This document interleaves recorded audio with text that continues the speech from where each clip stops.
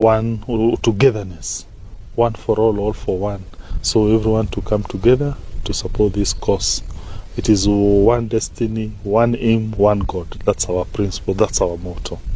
We want to tell everyone not to bring violence. Ours is not a violent movement.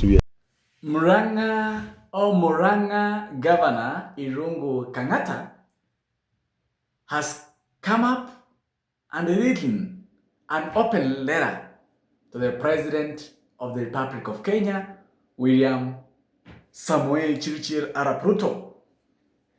So, this is not the first time Irungu Kang'ata is writing a letter, an open letter to the President. Remember, during the reign of the retired President Uhuru Muigai wa Kenyatta, by then Senator of Murang'a, Irungu Kang'ata, who was in Jubilee, wrote a long letter to the then president and his party leader by then, Uhuru Kenyatta, about the Mount Kenya people and how they felt about the Jubilee government. The letter, which circulated online and also was featured in outlets and big medias in Kenya, Citizen included, KTN, actually all media houses featured the letter, which many even nicknamed him Wabarua. By then he was aspiring to fight for the governorship of our gubernatorial seat of Murang'a County. And he succeeded. Actually, there was an advert that was running on Citizen TV about Wabarua, Irungu Wabarua, Kang'ata Wabarua. So he has decided also today to write a long, open letter. It is an emotional one to President William Samuel Ruto, letting him know the current situation of the people from the mountain region. Remember, some of the leaders allied to the President William Samuel Ruto, they are opulent, and opulency is just closing their eyes from seeing the situation on the ground that is in Mount Kenya.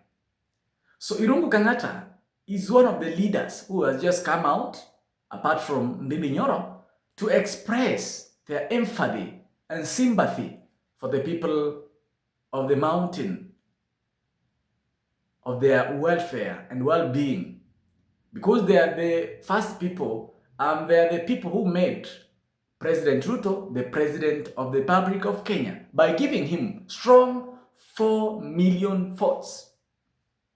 Remember, Irungu Kang'ata, by the way, defected from UDA party and said he will not defend his governorship through UDA ticket, but said when he'll make a move to a different party, he will announce. But we know, I guess you know and I know, he will fire DCP because he has been captured, he has been recorded in several occasions saying the opposition should unite with Wamunyoro. Remember, he's also a member of the Linda Mwananchi team. So far, in Linda Mwananchi, we have 2 governors, that is Governor Orengo, the leader, and Governor Irungu Kang'ata, Wabarua. So yesterday, he was in Kisii for a Linda Mwananchi rally, which was successful. It was a success.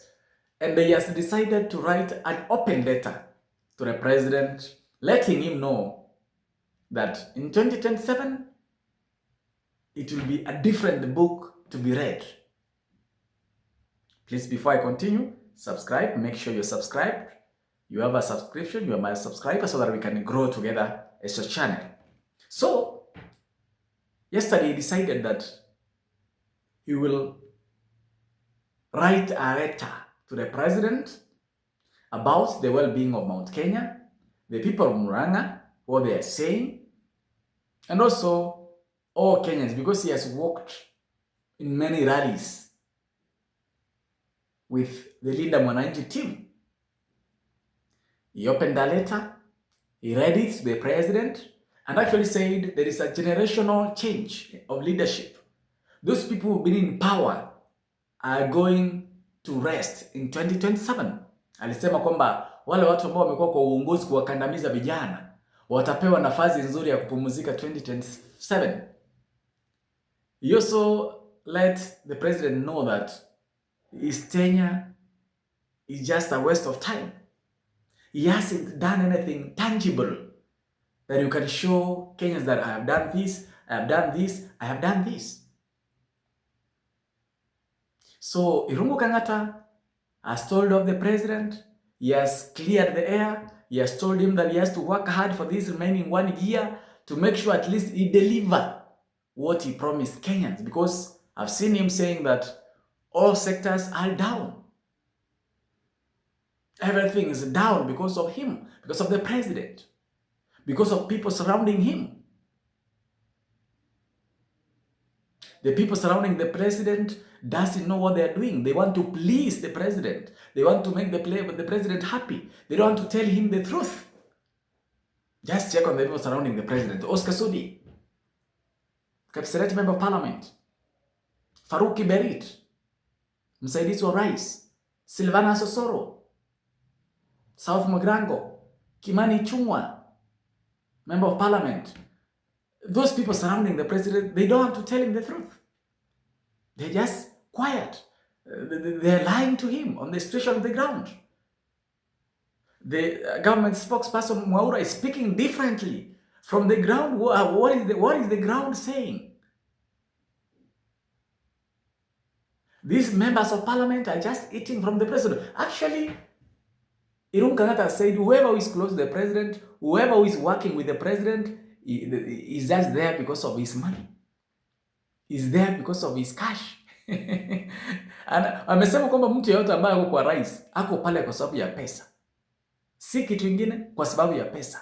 I want you to listen to this video of Murang'a Governor Irungu Kang'ata and please comment. Is he saying the truth ama anadanganya? Has he seen the future ama anadanganya? Please subscribe so that we can grow together. We are here to push for two main agendas. Number one, to unify Kenyans.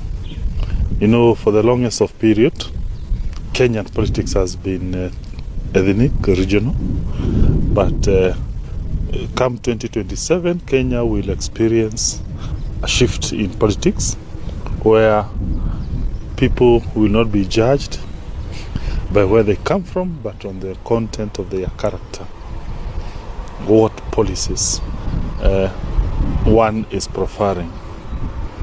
You know, no one make an application to be born in Kisii, Murang'a, Eldoret, Kisumu, Mombasa, or even Garissa. But we all find ourselves there, and the only political formation which is national is Linda Mwananchi, and that's an ideal which our forefathers have been unable to achieve since when we achieved independence. We believe the year 2027, Linda Mwananchi is going to achieve that dream of a unified Kenya, of a one Kenya, and it's only Linda Mwananchi that is able to achieve that. I am from Mount Kenya, but I'm so proud to be in Kisii region because these are my brothers, these are my sisters, and Kenya is one. The second agenda is to ensure that the new government that will come in will have to put 3 issues as priority. Number one is manufacturing. No country has ever progressed in this world without manufacturing.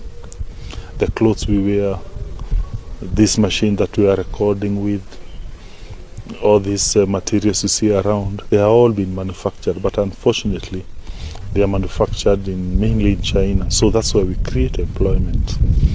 Our money, our foreign exchange goes to China. So the only way out Kenya can progress is to become an industrial country. Simply we are telling them, let us unite, let us be one. We are here to tell every Kenyan that we love you. We want every Kenyans to feel part of this movement. We don't discriminate. We are all children made by one God. So it's about one togetherness, one for all for one. So everyone to come together to support this cause. It is one destiny, one aim, one God. That's our principle. That's our motto. We want to tell everyone not to bring violence. Ours is not a violent movement. We are just exercising freedoms. And I think that's one of the areas that the government needs to improve on, that we must support democracy. We may